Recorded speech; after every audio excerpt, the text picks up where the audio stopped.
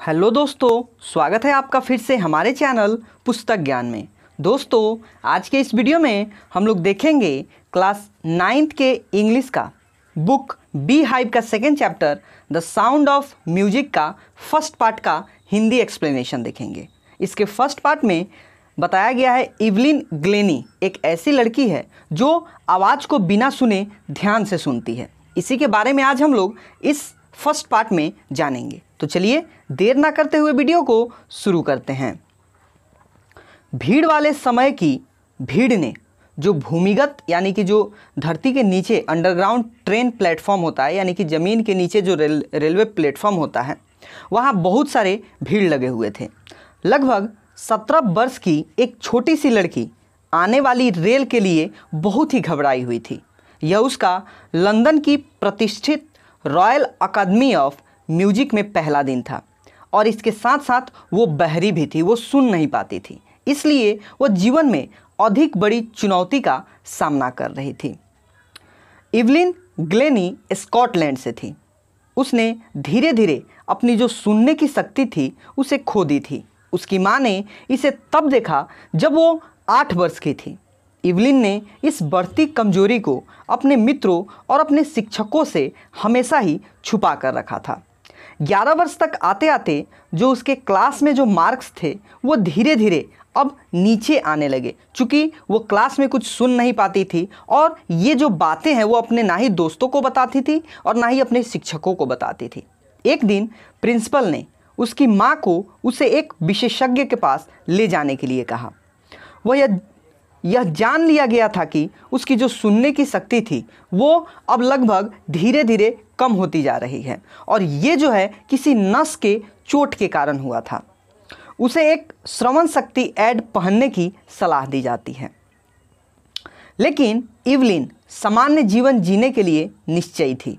वह संगीत में अपनी रुचि को आगे बढ़ाना चाहती थी। एक दिन उसने एक लड़की को जल तरंग बजाते देखा। जल तरंग जो होता है इसको जाइलोफोन कहा जाता है, उसको बजाते देखा।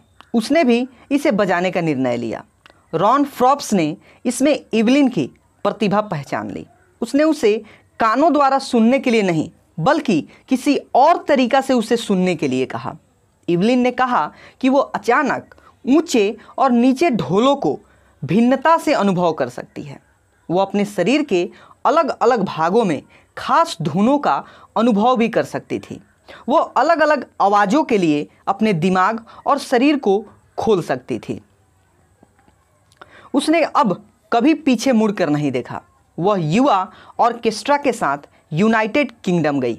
उसने संगीत को अपना जीवन बनाने का निर्णय कर लिया था। उसने लंदन में रॉयल अकादमी ऑफ म्यूजिक में जल तरंग बजाकर ध्वनि परीक्षण दिया। इसके इतिहास में उसने सबसे अधिक अंक भी प्राप्त किया। वो ऑर्केस्ट्रा से एकल अभिनय की तरफ पहुंच जाती है।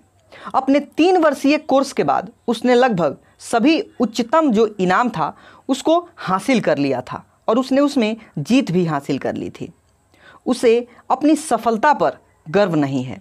वो कहती है कि यदि एक व्यक्ति को अपना उद्देश्य मालूम है तो वह इसे प्राप्त कर सकता है। अब वो शिखर पर है। वो संसार की सबसे चाही जाने वाली बहुमुखी तालवादक है। उसे 1000 यंत्रों पर दक्षता प्राप्त है। इतनी छोटी उम्र में वो लगभग 1000 यंत्रों को बजा सकती है और उसके बजाने की जो हुनर है वो जानती है। वह बिना सुने हुए आसानी से कार्य करती है। वह स्कॉटलैंड की भाषा की जो लय है उसमें वो आसानी से बोल लेती है। उसने फ्रेंच भाषा सीख ली है और प्रारंभिक जापानी भाषा भी वो अब धीरे धीरे उसकी तरफ आगे बढ़ रही है या उसे सीख रही है। वो कहती है कि संगीत उसके शरीर के हर एक भाग में प्रविष्ट होता है। कभी कभी वो जाइलोफोन बजाती है। वह इसकी अपनी उंगलियों के किनारे से बहती हुई आवाज़ को अनुभव कर सकती है। वो ढोलों की आवाज़ का अनुभव करती है। जब वो इस पर झुकती है वो लकड़ी के प्लेटफॉर्म पर अपने जूते उतार लेती है। वो ऐसा अपने शरीर में तरंगों का अनुभव करने के लिए करती है। 1991 में उसे वर्ष का एकल अभिनय अवार्ड प्राप्त हुआ। वह रॉयल फिलहार्मोनिक सोसाइटी का प्रतिष्ठित अवार्ड है। मास्टर तालवादक जेम्स ब्लेड्स कहता है कि परमात्मा ने उससे सुनने की शक्ति शायद छीन ली है, लेकिन उसने उसे कुछ असाधारण जो चीज़ें हैं वो दे दी है। इवलिन कहती है कि वो लगातार कार्य करने वाली है, उसे शास्त्रीय संगीतों से अधिक कठिन कार्य करना पड़ता है।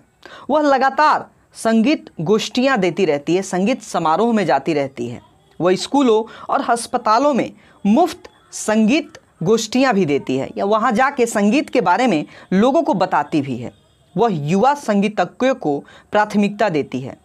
विटोवन फंड फॉर डेफ चिल्ड्रेन की एन रिचलिन कहती है कि इवलिन बहरे बच्चों के लिए एक चमकती प्रेरणा है।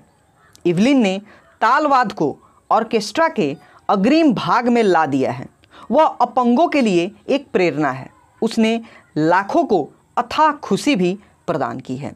तो दोस्तों, इस तरह से ये जो चैप्टर 2 है इसका फर्स्ट पार्ट इवलिन ग्लेनिक के बारे में जो दिया गया था, यानी कि एक ऐसी बहरी लड़की जो आवाज़ को न सुनते हुए भी अपने शरीर के जो तरंग है, ध्वनि है, उससे अलग अलग वाद्य यंत्रों को, अलग अलग इंस्ट्रूमेंट को बजा लेती है। तो इस वीडियो में बस इतना ही। मिलेंगे अगले वीडियो में हम लोग इस चैप्टर के सेकेंड पार्ट के साथ। तब तक हमारे चैनल पर बने रहिए और हमारे वीडियो को देखते रहिए। तब तक के लिए दोस्तों, जय हिंद।